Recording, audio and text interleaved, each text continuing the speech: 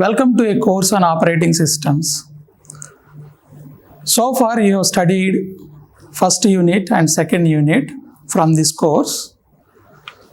Now we are going to start unit 3. The title of unit 3 is Deadlocks.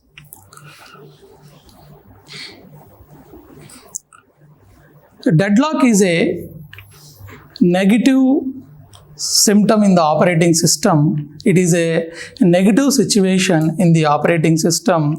In general words, so deadlock is also called a halting state in the operating system. In general, the deadlock will happen yearly once or sometimes for 5 years, one time the deadlock will occur. Even though for real-time systems, the deadlock need to be handled. For a general purpose operating systems, deadlock may not be required to handle or to manage in the operating system. And the topics which we are going to study from this unit are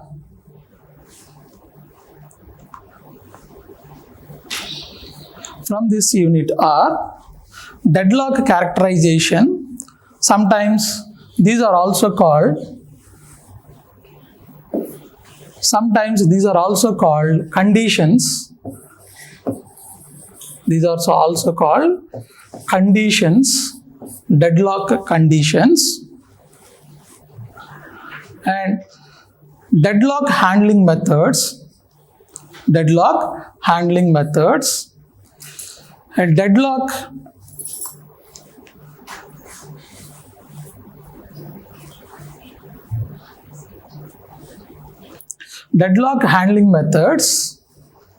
deadlock prevention, deadlock avoidance, deadlock detection and recovery. So from this unit, you are going to study deadlock characteristics. Sometimes these are also called deadlock conditions, methods for handling, deadlock prevention, deadlock avoidance, deadlock detection and recovery. These are the topics you are going to study from unit 3. So from unit 3,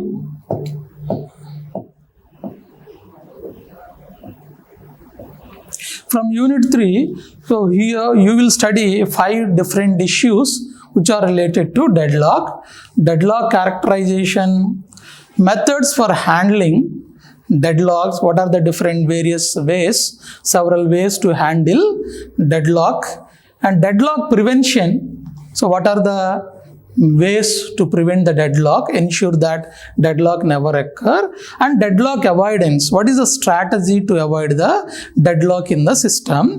And fifth concept which we are going to study from the third unit, from the unit 3, is deadlock detection and recovery. So in this session, you are going to study introduction to deadlock and deadlock characteristics. The outcomes of this, the topics which we are going to study from this session are deadlock. So what is deadlock and how to derive the deadlock, and what is the difference between starvation and deadlock. Some in unit 3, so you have studied that. So and unit 1 also you have seen what is starvation and how many ways to get the starvation, and what is the definition of starvation also you have studied in the unit 1 and unit 2. And you know the definition, starvation means if the process is indefinitely waiting for a specific event, then that is called starvation. You have already know that what is a starvation. And now here we will see exactly what is the difference between starvation and deadlock in this session. This is also one of the point which we are going to study from this unit. And here the third topic which we are going to study from this session is deadlock characteristics. What are the necessary conditions for deadlock? When the deadlock will happen in the operating system. That is the point which we are going to study from this from this session. So what is a deadlock? What are the various deadlock characteristics? Deadlock characteristics. What are the various deadlock characteristics? Sometimes these characteristics also called conditions. Sometimes these characteristics also called conditions. That is the point here. These are the point we are going to study. And next one is here in this session, resource allocation graph. So sometimes this is most of the textbooks or in most of the material, this graph is also called, this is also referred as RAG graph, resource allocation graph. RAG graph, resource allocation graph. Here what is a resource allocation graph and how to draw a resource allocation graph for a particular system, and all those things we will study from this topic. So finally what we are going to study in this session. So in this session you can learn what is the definition of a deadlock, and you can differentiate exactly what is the difference between starvation and deadlock, and deadlock characteristics. What are the different conditions, necessary conditions for a deadlock? That point also you are going to study, and how to represent a system status or a system state, system resources allocated system state at a particular time with the help of resource allocation graph. Sometimes it is also called graph, means here this is a data representation. Here using this data representation we are going to know that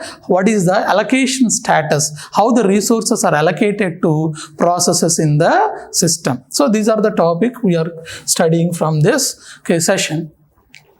And coming to the outcomes here, so the first outcome is you all able to differentiate what is the difference between starvation and deadlock, starvation versus and deadlock. That is very important point which you are going to derive from this session. And second one is analyze the situation to occur a deadlock, when the deadlock will occur, and how to analyze the status or a state of a system with respect to resources and processes, That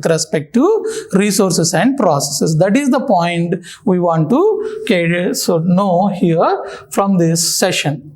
So what you are going to get here, you are going to exactly differentiate what is starvation and deadlock. And another one is what is the situation, analyze the situation to occur deadlock. What is the exact situation to occur the deadlock, when the deadlock will happen in the system. And we are so based on the status of the system, definitely you can find that so at present the system is in deadlock, or the system may lead to, means that such allocation or such allocation may leads to a deadlock. That point also you may recognize, or you may analyze, or you may find with the help of topics which we are going to study from this session. So these are the outcomes of this session.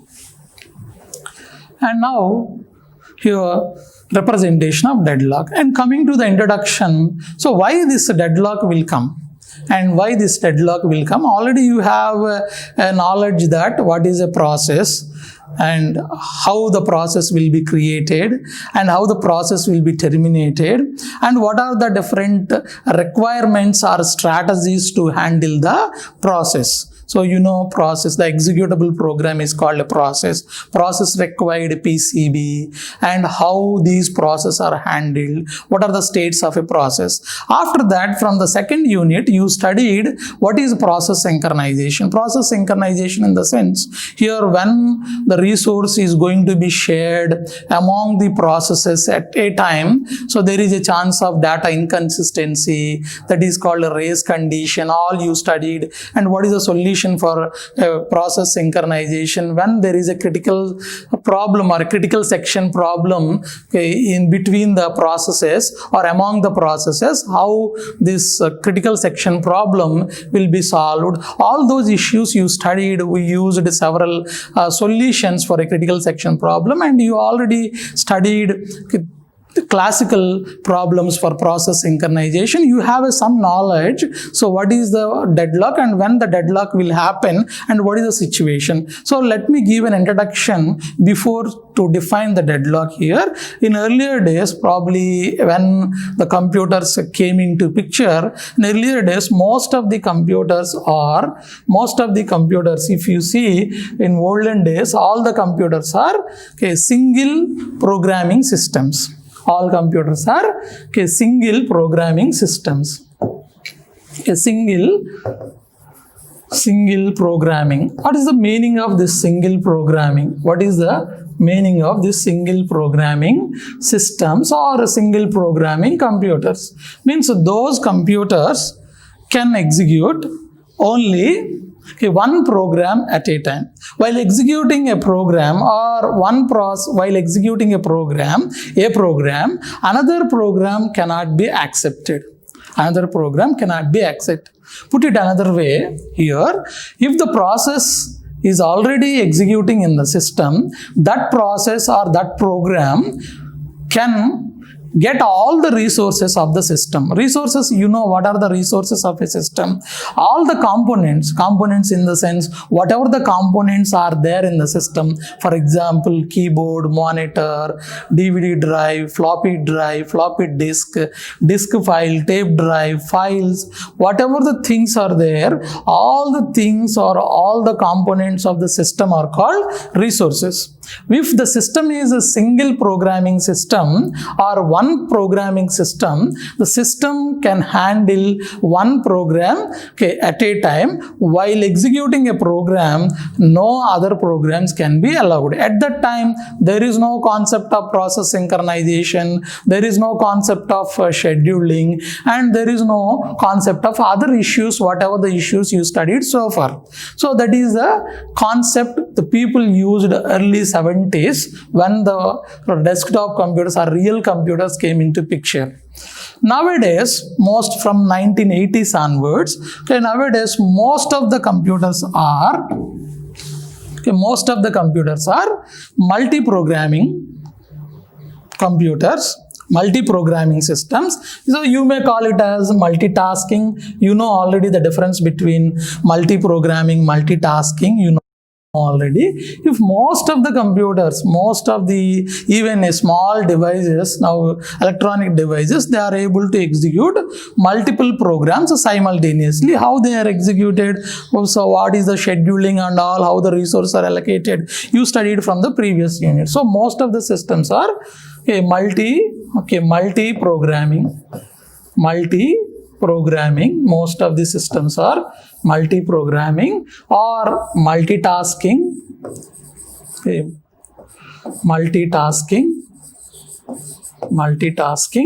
And most of these computers are multiprocessor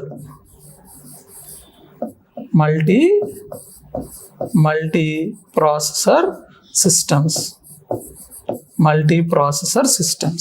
Here, most from 1980 onwards, all are multi-programming and multitasking, multi-processor systems. Means that these systems are able to execute multiple programs simultaneously, multiple programs parallelly.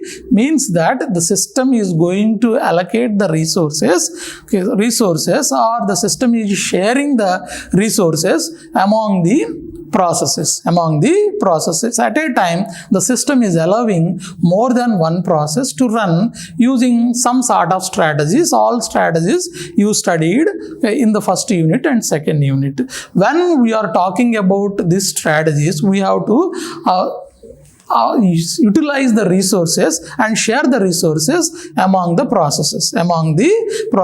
When we are talking about this utilization of resources simultaneously among the processes, so we are able to put some conditions. So that is, mutual exclusion, so hold and wait, no preemption or preemption, like that. There are so many conditions. All conditions you have studied from the second unit and first unit. Okay, so now here, because of these conditions, sometimes these conditions may create some issue or some problem in the system. So that problem or that situation we are treating as, we are calling technically with a word. What is that word? Here we are using that word, that is, we are calling that situation as deadlock. What is that situation? We are calling that situation as a deadlock. So deadlock is a situation. What is that situation? So when we are trying to allocate resources among the processes, when we are able to execute multiple programs, when we are trying to do multi-programming and multi-processing, multitasking, then there is a chance of a situation that is a deadlock. We will derive in detail, so short while we will see. So this is the best example this is the real time best example for deadlock. What is the example here I have given? The example is here, this is a traffic jam at 4 crossroad. The traffic jam, 4 crossroad. This is the real time example. How can you say this is a real time example? Means here in this picture you can see there is a space here, and here also there is a space. And here also probably there is a lot of space here, but space is available, but vehicles are unable to move. Why? Because, so here space is available, these vehicles can move using this space, but whenever these vehicles want to go through this space, these vehicles should cross this area. But this area is already occupied by some other vehicles.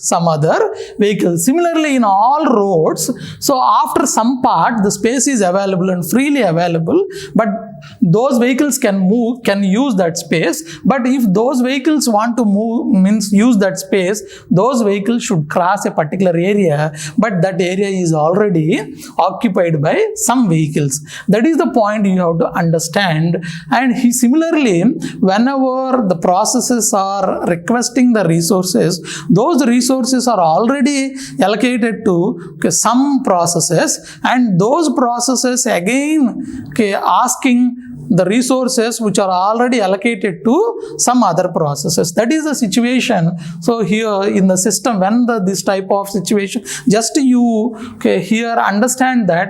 So here in this image, you can understand that this is the one of the real-time situation. You can understand what exactly the jam here is, what exactly halting state. This is called a halting state, and this situation we are technically calling as a deadlock. Called as a deadlock. That is a point you can understand. This is another example. You can understand here what is a deadlock. Again, this is each one is locked here, that there are two characters. One is holded one resource and another one is waiting for another resource. So from this also, this is a small example. Using this example, you can understand what exactly deadlock. Deadlock means it's a halting state. It is a halting state. So when the people are holding one resource and waiting for another resource, that situation is called a halting state, or that technically called as a deadlock. So now here another example. This is an example. Technically we have going to explain with some graph. In this graph, so 4 vertices and 4 edges here. Say for example, process 1 and process 2. There are 2 processes, process 1, process 2, and 2 resources, resource 1 and resource 2. Process P1 already held a resource 1. Here resource 1 is allocated to a process P1 and resource 2 is already allocated to process 2. And so in turn again the process 1 is waiting for a resource 2, process 2 is waiting for resource 1. Now the process 1 want to continue its execution, process is again waiting for a resource 1. Similarly process 2 want to continue execution, process 2 is waiting for resource 1. So process 1 and process 2 both are locked each other. So this halting and this waiting, how much time, so the process 1 is waiting for resource 2, how much time the process 2 is waiting for resource 1, we don't know how much time they are waiting. So they are waiting a long time. They are waiting a long time. Here the time is not definite or time is not finite. So both are waiting a long time.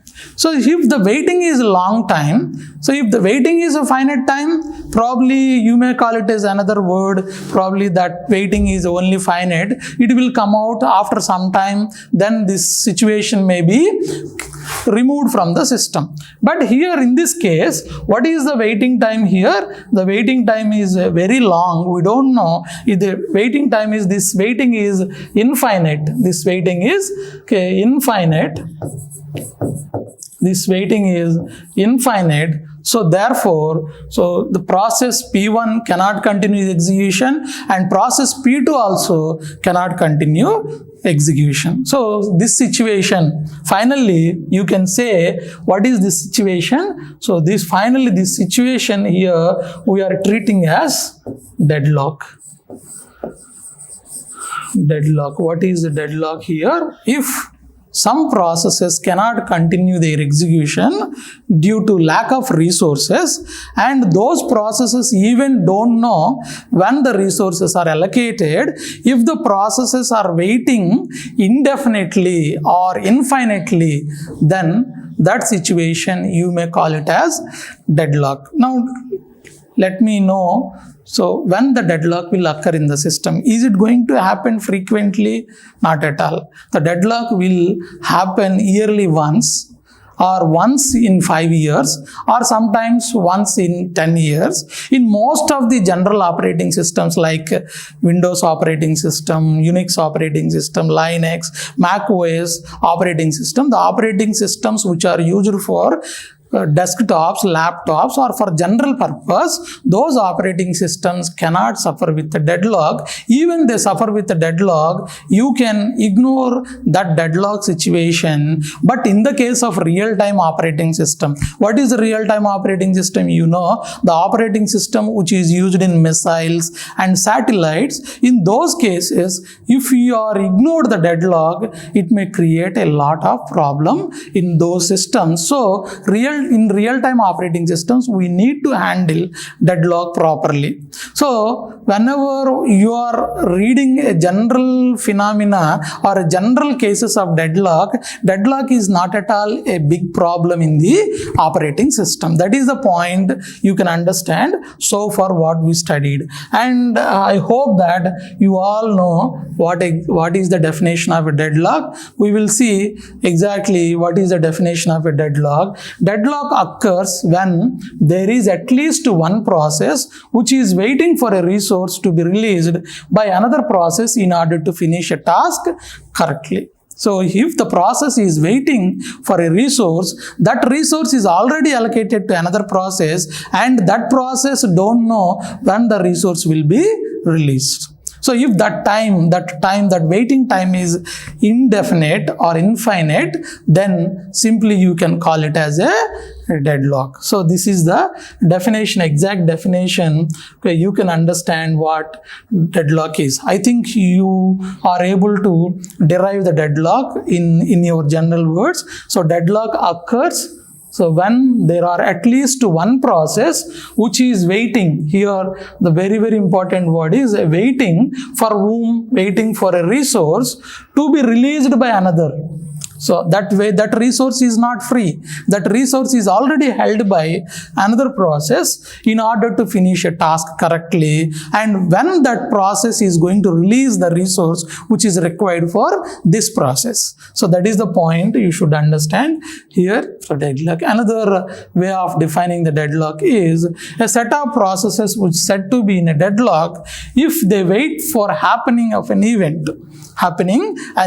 Some set of processes are waiting for that an event, but that event never occur in the system. That event never occur in the system. They are waiting for an event, but that event never happened. So that situation is also called a deadlock. Though the processes which are waiting for that event, all those processes are in deadlock. All those processes are in deadlock. So here what you should understand, set of processes. Some set of processes may, not only one process, set of processes can be involved in the deadlock. And coming to another definition, a set of blocked processes. Blocked processes in the sense waiting indefinitely, waiting infinitely. What is blocked process? What is the difference between waiting process and blocked process? If the waiting is finite, then we may say the process in waiting state. If the waiting is infinite, means indefinite, then such processes are called blocked processes, each holding a resource and waiting to acquire the resource held by another process in the set. This is the another definition. You can exactly understand what is the deadlock. Here we are talking about set of blocked processes, each holding a resource and waiting to acquire a resource held by another process in the set, in the same set. These two sets are same. I can give you one example for this. Say for example, there are two processes P1 and P2. Two resources R1 is one resource and R2 is another resource. R1 is already allocated to P1 and R2 is already allocated. Here the direction from resource to process means allocation. Resource to process means allocation. Here R1 is allocated to P1, R2 is allocated to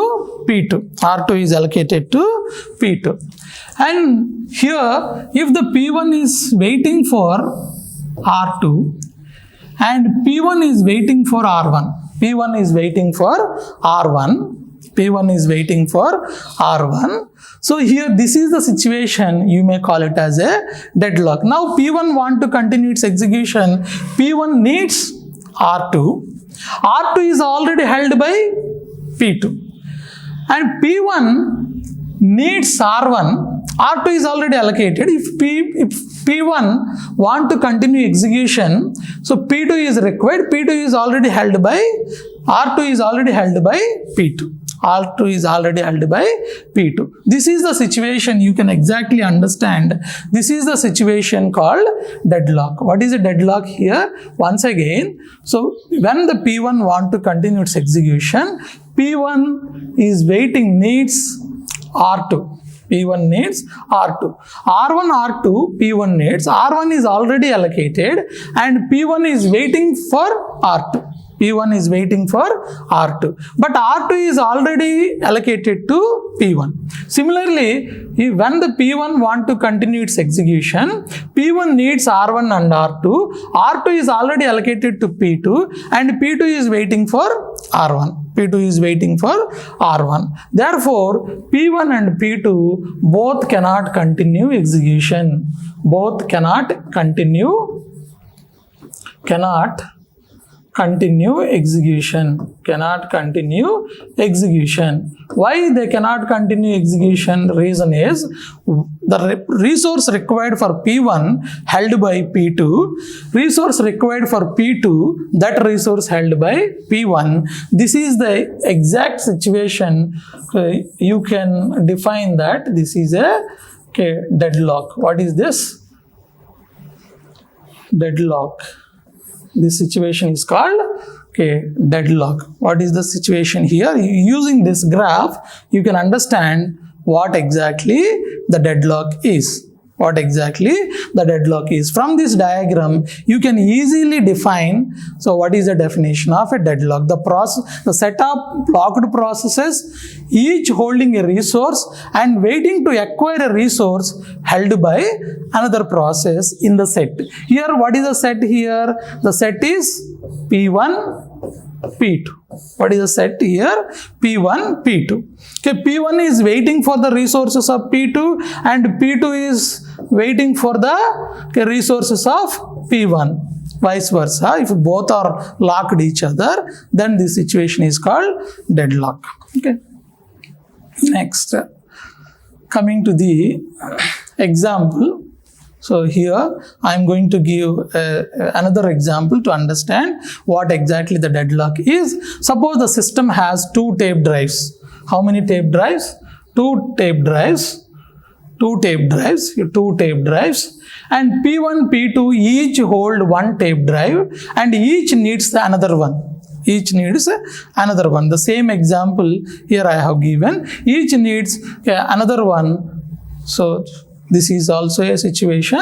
So here to find, this is one of the example. Another example here is there are two semaphores. You know what is a semaphore? Semaphore is an integer variable. The initial value of semaphore is 1. The initial value of semaphore is 1. Here, when the two processes are going to share or going to apply some operations on these semaphores A and B, so when weight of A is applied by P0, what is the A value? A value becomes 0. What is the A value? Here, when the weight of A applied, so what is the initial value of A? 1. What is the initial value of B? 1. Once the weight operation is applied, so 1 is incremented by 1. Weight means minus. So here, applied here, then the A value becomes 0. After that, weight of B, if two instructions are executed parallelly,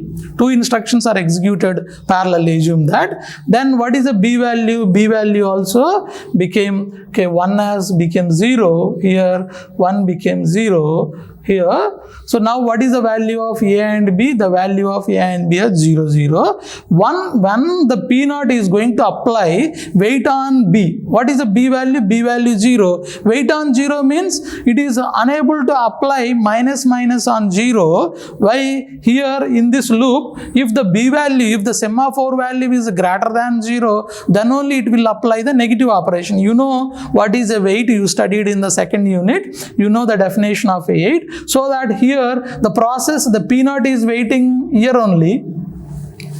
And again the P1 is applying on A. A is already 0. So that P1 is waiting in the wait operation only. So P0 is locked because of A, because of B. P0 is locked because of B and P1 is locked because of A.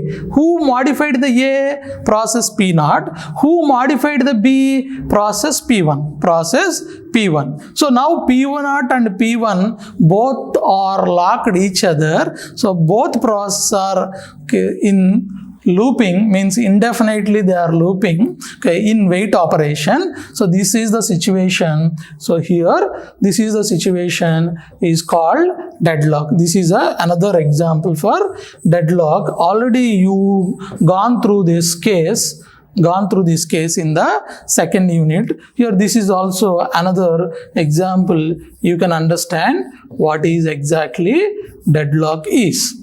Here most of the cases to more than one process involved in the deadlock. That is also a point you can understand from this. Okay, from this, okay, here from this explanation, you can understand here deadlock will occur among processes. Deadlock may, only one process may not involve in the deadlock. So the set of processes, most of the cases, the set of processes involved in the deadlock. That is the point I want to derive, okay, so far what we studied from the previous, okay, concept.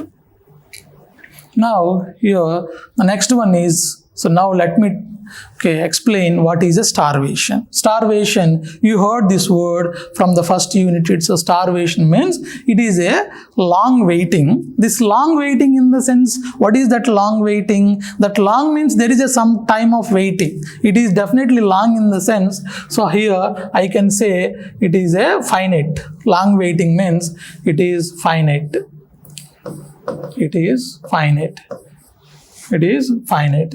And here coming to the deadlock, it is infinite waiting. Long in the sense finite waiting, and deadlock means infinite waiting. Infinite waiting. I hope that you can understand what exactly the starvation and deadlock. You can differentiate. Starvation means it's a long waiting. If the process is infinitely waiting and indefinitely waiting and long waiting, then that is called a starvation. If the process is infinite waiting, that is called deadlock. That is called a deadlock.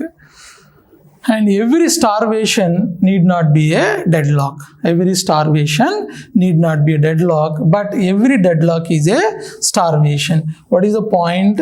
Here the point is every starvation need not be a deadlock. Every starvation need not be a deadlock, but here every deadlock is a starvation. Every deadlock is a starvation. That is the point you should understand. Every deadlock is definitely starvation. Definitely starvation. This is the point you should derive finally from this concept. Next, this is another example you can understand. Suppose if when the process requested a resource, okay, to the OS, then what OS will do, if the resource is available, then that resource is granted. The process use that resource. After usage of that resource, process will release the resource. Here, so once here a process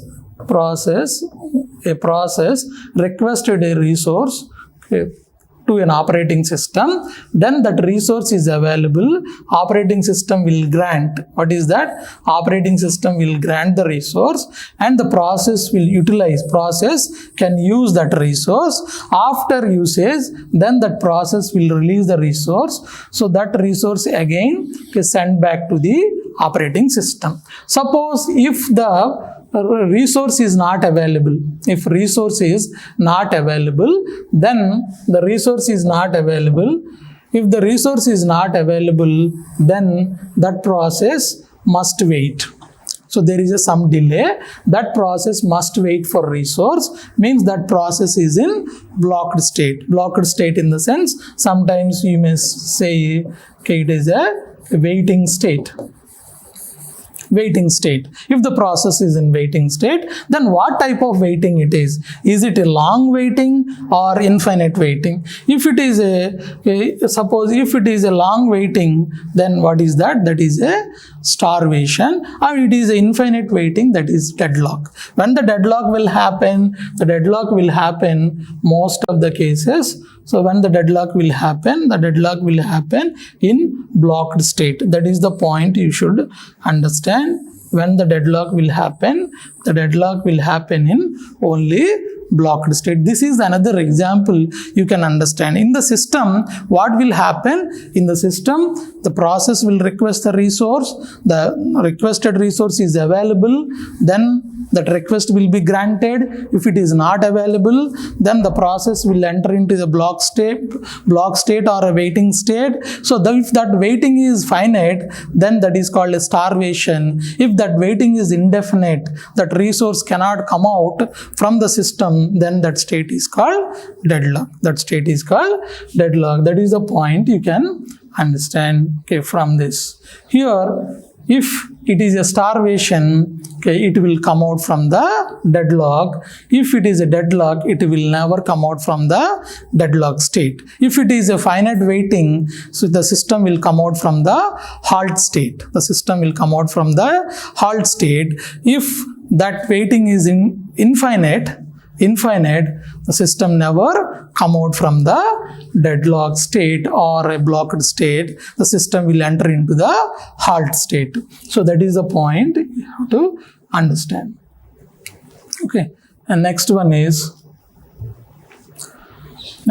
what are the conditions for deadlock? When the deadlock will happen? When the deadlock will happen? Okay, please recall what I have explained so far. Tell me when the deadlock will happen. So what is the situation? You know what is the situation here? The situation is if the process is waiting for a resource, that resource is already held by another process, then the deadlock will happen.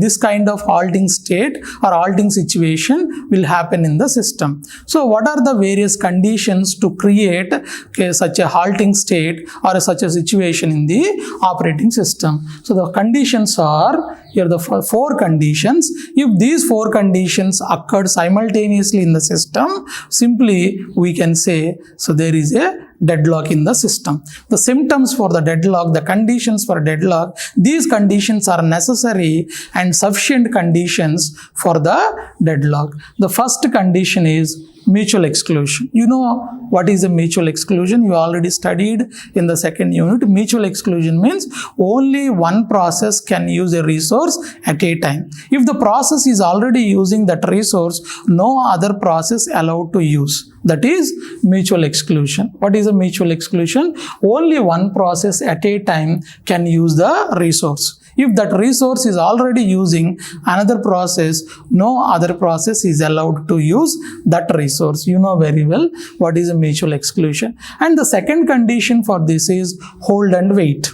Hold and wait. What is the second condition here? The second condition is hold and wait. In this hold and wait, so here you can easily derive the definition. So you can easily understand what is hold and what is waiting. When the process is requesting a resource, that process is holding a resource, one other resource, and waiting for another resource. So that is a hold and wait. If process hold resources already allocated to them while waiting for other resources. If the process is holding some resources and waiting for other resources in the system, that is the condition is there in the system, then the deadlock will happen. So this is the best example for hold and wait. Suppose if P1 is holding R1 and P1 is waiting for R2. So here in this case, so P1 in the condition of hold and wait. P1 is holding R1 and P1 is waiting for R2. This is the condition or this is the situation. You can easily understand what is hold and wait. And third condition is no preemption. What is preemption? Preemption means taking the resources from a process forcefully. What is a preemption? Preemption means taking the resources away from the process. That is called preemption. No preemption means you should not take the resources from the process until the process released the resources voluntarily. What is the no preemption means? If no preemption condition is exist in the system, then there is a chance of deadlock. No preemption means operating system should not collect the resources by forcefully from any process. That is the no preemption condition. Resources are released by processes holding them only after the process has completed its task. Once the process completes its task completely with the resource, then only the process will release the resource. Operating system should not interrupt the resources from the process. That is no preemption. And coming to the circular wait. What is circular wait means here? If the processes are waiting in a chain. What is a waiting in a chain means? Suppose if P1 is waiting for P2, P2 is waiting for P3, and P3 is waiting for P4, and P4 is waiting for P1. P4 is waiting for P1. So like that, if the process are waiting in a chain form, then that is called circular wait. I have given example for a circular wait. I hope you all understood with that example. Once again, let me give the same example again to understand here. Say there are two processes P1. So P1 got R1 resource and P2 have R2 resource, and P1 is waiting for the resource of R2 and P2 is waiting for the resource of R1. It means internally, what is the meaning of it? The P1 is waiting for P2 and P2 is waiting for P1. P2 is waiting for P1. Such a chain exists in the system, then that is called circular wait. Simply you can say for example, P1 is waiting for P2 and P2 is waiting for P3 and P3 and so on. Okay, so Pn minus 1 is waiting for Pn and Pn is waiting for P1. So this is the chain of processes. What is that? Chain of processes exists in which each process waits for one or more resources held by the next process in the chain. This is a cycle. Cycle exists in this graph. So that in this graph, all processes are waiting for its successor in a chain fashion, so that this type of condition is called circular wait. Finally, so what we can say here, these are the conditions you can understand from this. Okay, here's a graph. P1 is waiting for P2, P2 is waiting for P3, P3 waiting for P4, and P4 is waiting for P1. P4 is waiting for P1. This is circular wait. So what we studied so far? So far we have studied what is the deadlock. We studied so far. What is deadlock? I hope you all understood what is deadlock.